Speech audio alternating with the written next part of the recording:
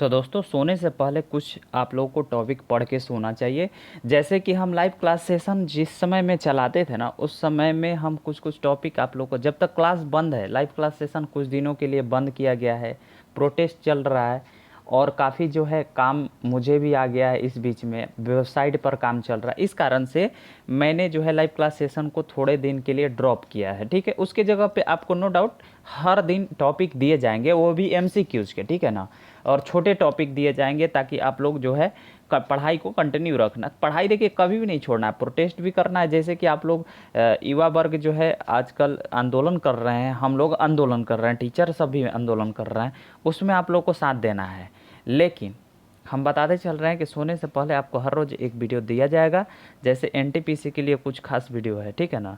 अब यहाँ पे बात है कि क्लास 1 में क्या पढ़ेंगे हम लोग, तो अंतर्राष्ट्रीय व्यापार आप लोग को पढ़ाए जाएंगे।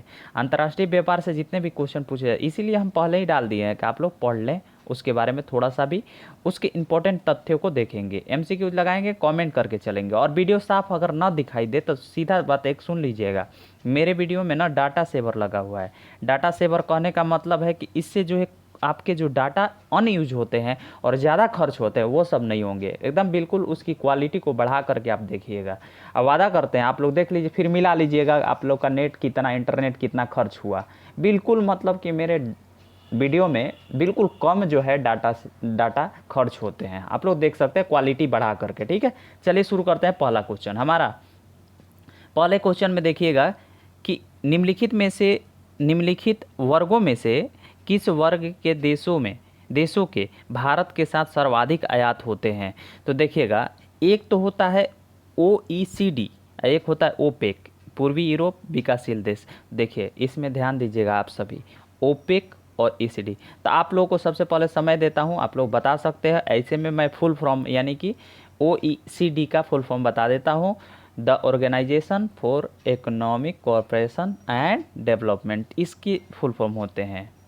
ठीक है, the organisation for economics cooperative and development, इसके फुल फॉर्म होते हैं। ओपेक का क्या फुल फॉर्म होता है, आप लोग आंसर दीजिए, कोई दिक्कत नहीं है, सुनते भी रहिए, आंसर भी दीजिए।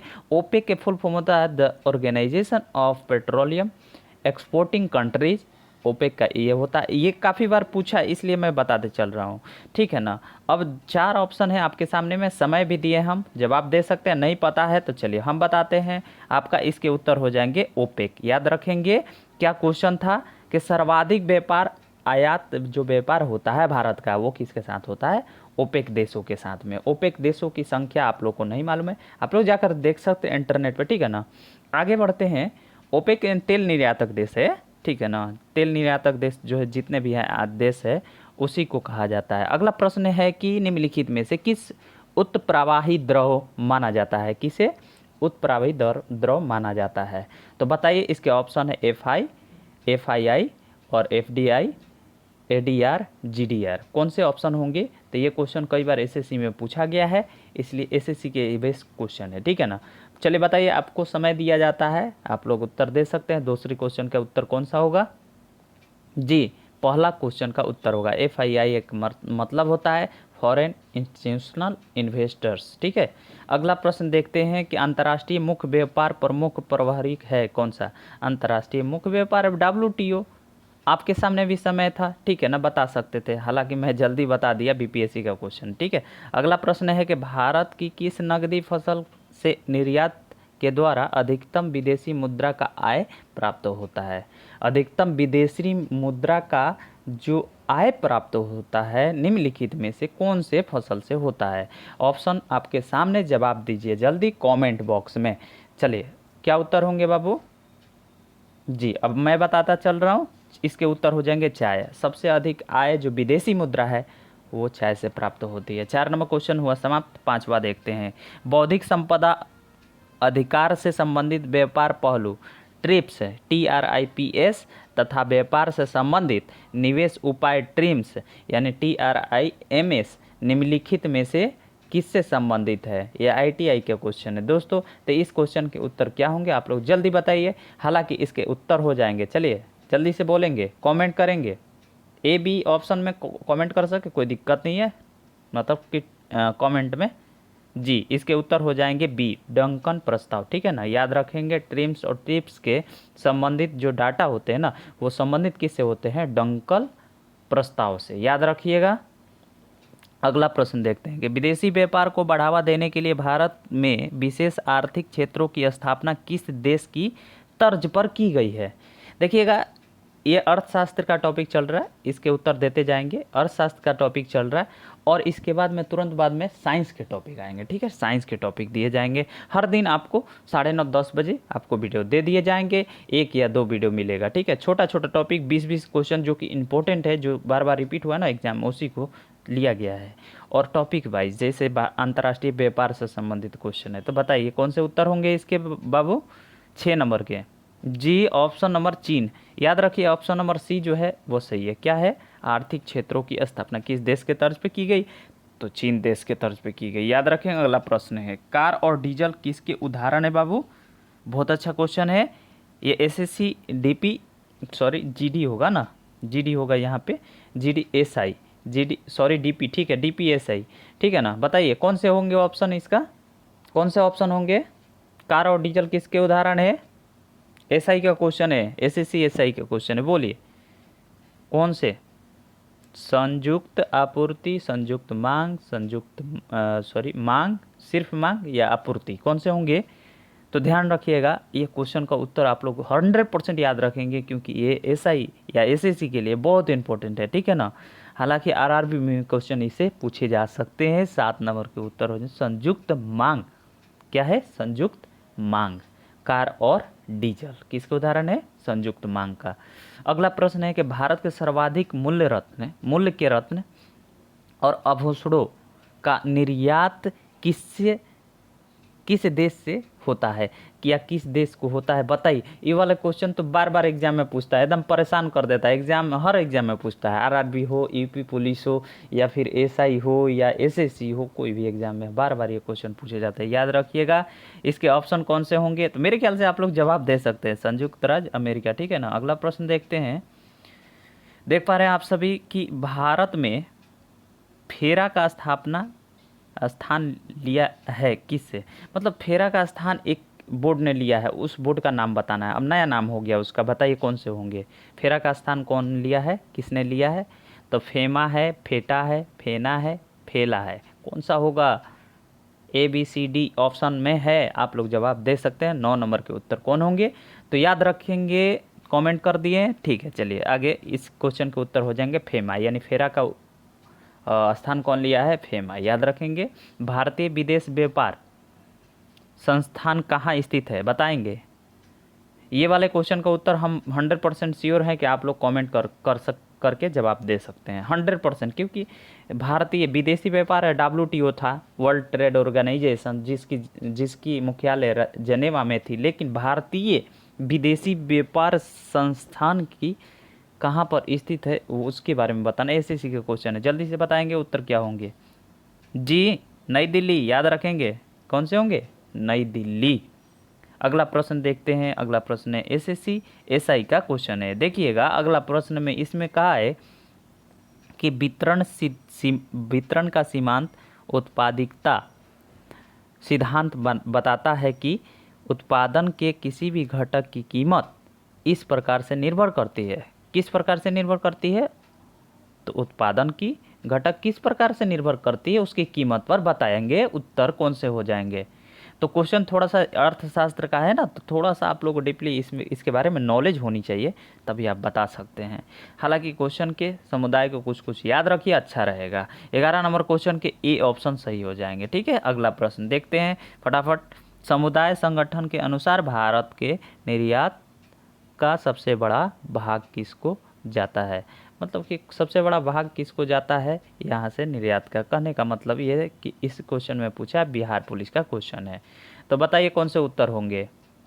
12 नंबर के उत्तर बताएंगे तो याद रखिए यूरोपीय आर्थिक समुदाय जहाँ से निर्यात होती है, जहाँ पर निर्यात होते हैं, ठीक है ना। ये अधिकांशतः क्वेश्चन पूछे गए हैं ओपेक वाला, जहाँ से आयात होते हैं, ठीक है ना। इस प्रश्न को देखते जाना है कि भारतीय निर्यात के प्रोत्साहित करने के लिए इंडिया ब्रांड इक्विटी फंड किस मंत्रालय द्वारा स्थापित किया गया? आरआरबी का क्वेश्चन है, आरआरबी का क्वेश्चन है, इंडिया ब्रांड इक्विटी फंड की स्थापना किस मंत्रालय द्वारा किया गया है? जल्दी से बताएंगे, उसके उत्तर क्या हो जाएंगे? ए बी ऑप्शन में है वाणिज्य मंत्रालय, उद्योग मंत्रालय, वित्त मंत्रालय, गृह मंत्रालय। आसान क्वेश्चन है, उत्तर दे सकते हैं। तो याद रखिएगा, वाणिज्यिक मंत्रालय ने इसकी स्थापना की, इंडिया ब्रांड इक्विटी फंड याद रखेंगे। 14 नंबर प्रश्नों को देखते हैं। प्रश्न है आपका, एक अधिकारी किसके आधार पर मूल्य विभेदन का आश्रय लेता है? एसएससी का क्वेश्चन है, बताएंगे।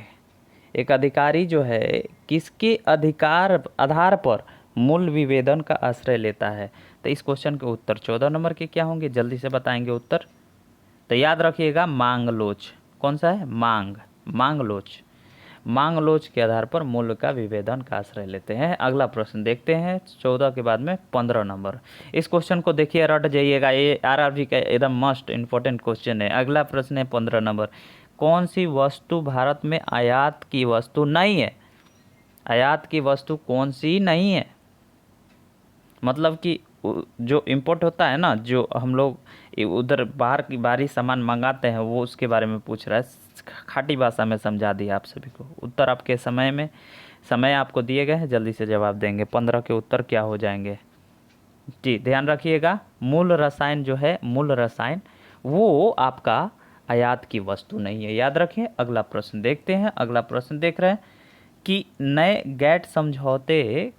गैट आप लोग को मालूम है जी। गैट समझौते के अंतर्गत वस्त्र व्यापार से संबंधित बहुदेशीय व्यवस्था यानी कि मल्टी फाइबर्स अरेंजमेंट जो है को कितने वर्षों पूर्णतः समाप्त करने की व्यवस्था है? कितने वर्षों में समाप्त करने की व्यवस्था? बहुत अच्छा क्वेश्चन है, आराम से सोच के जवाब दीजिए, ठीक है। वस्त्र व्यापार की बहुदेशीय व्यवस्था जो है उसे मल्टी फाइबर्स अरेंजमेंट में को मतलब कि कितने वर्षों तक पूर्णतः समाप्त करने की व्यवस्था की गई? फिर एयरफोर्स का क्वेश्चन है, फोर्स का क्वेश्चन है, जल्दी से जवाब देंगे। इसके ऑप्शन हो जाएंगे पी ऑप्शन, ठीक है। अगला प्रश्न के भारत द्वारा सबसे अधिक विदेशी मुद्रा किस पदार्थ से आयात पर व्यय की जाती है? किस पदार्थ पर विदेशी मुद्रा का? आराम से बताइए, क्वेश्चन इजी है, आप लोग देख सकते हैं। चलिए, इसका उत्तर हो जाएंगे 17 नंबर का, जल्दी बताइएगा। आयात पर व्यय किस? तो ये पहले भी क्वेश्चन हुआ, पहला क्वेश्चन पे ध्यान है कुछ, ठीक है। ओपेक यानी पेट्रोलियम पदार्थ पे, ठीक है ना, याद रखें। अगला प्रश्न है, देखिएगा कि घटिया माल से संबंध में मांग का सापेक्षता या लोच और कितनी होती है? कितनी होती है मतलब असीमित, धनात्मक, शून्य, ऋणात्मक, कौन सी ऑप्शन होंगे? Option A, B, C, D में जवाब आप दे सकते हैं। 18 के कौन से उत्तर हो जाएंगे जी? धनात्मक होते हैं, याद रखिएगा, धनात्मक होते हैं। घटिया माल का जो मांग होता है वो आय के सापेक्षता यानी लोच कैसी होती है? तो धनात्मक होती है, याद रखेंगे। एसएससी का क्वेश्चन था। 19 नंबर में देखिएगा, और इसके बाद में लास्ट क्वेश्चन है। देखिएगा, इसके बाद में आप लोग को ऑप्शन के सारे आंसर मिल जाएंगे। आप लोग अगर चाहें इसके पीडीएफ लेना तो पीडीएफ आप लोग ले सकते हैं। टेलीग्राम चैनल का लिंक जो है मैंने नीचे दे दिया है, डिस्क्रिप्शन में जा करके देख सकते हैं, ठीक है। वहाँ से आप लोग जा सकते हैं, टेलीग्राम चैनल में जुड़ सकते हैं। उसमें हालांकि आपको नंबर हाइड रहता है, शो नहीं करता, वो चैनल होता है, ठीक है ना। उसके माध्यम से हम आप लोग को पीडीएफ वगैरह प्रोवाइड करते हैं, अन्य तथ्यों को जानकारी देते हैं। 19 का है कि किसी भी क्षेत्र के निर्यात मूल्यों ने विगत वर्ष में निर्यात व्यापार में सर्वाधिक योगदान दिया है। आरआरबी एनटीपीसी के क्वेश्चन है, जल्दी से बताएंगे उत्तर क्या होगा? हस्तशिल्प, टेक्सटाइल, समुद्री उत्पाद या फिर इलेक्ट्रॉनिक्स, कौन से होंगे उत्तर? तो इसका भी उत्तर जवाब जो बिल्कुल ईजी है, टेक्सटाइल, याद रखेंगे। टेक्सटाइल यानी कपड़ों का जो आयात है, निर्यात है, उसके बारे में बात हो रही है। सबसे अधिक योगदान टेक्सटाइल से, कपड़ों का व्यापार, ठीक है। अगला प्रश्न है कि शैक्षिक विकास यानी विकास सूचकांक यानी कि ईडीआई की रिपोर्ट में अग्रणी है कौन से राज्य? अब राज्य के नाम बताना है या जगह के नाम बताना है? बताइए कौन से राज्य अग्रणी है? अग्रणी कहने का मतलब प्रथम स्थान पर। इसी का क्वेश्चन है, जल्दी से जवाब देंगे। कौन से उत्तर हो जाएंगे? लास्ट क्वेश्चन है आज के टॉपिक का, बताएंगे कौन से उत्तर होगा। तो याद रखिएगा कि शैक्षिक विकास सूचकांक के अग्रणी राज्य जो है केरल है। याद रखिएगा, ये लास्ट क्वेश्चन था, अंत में उत्तर दिए गए हैं, ठीक है ना। अगर आप चैनल पर नए हैं ना तो थोड़ा सब्सक्राइब कर लीजिएगा। हालांकि उत्तर के आंसर की जो है यहाँ पे दिए गए हैं। इसके बावजूद अगर आप चाहते हैं इस वीडियो का PDF डाउनलोड करना तो PDF आप लोग डाउनलोड कर सकते हैं। तो टेलीग्राम चैनल पर दिए गए डिस्क्रिप्शन लिंक में जा करके ज्वाइन हो करके PDF डाउनलोड कर सकते हैं। PDF जो है आपको दे दिया जाएगा। चलिए मिलते हैं अगले वीडियो में।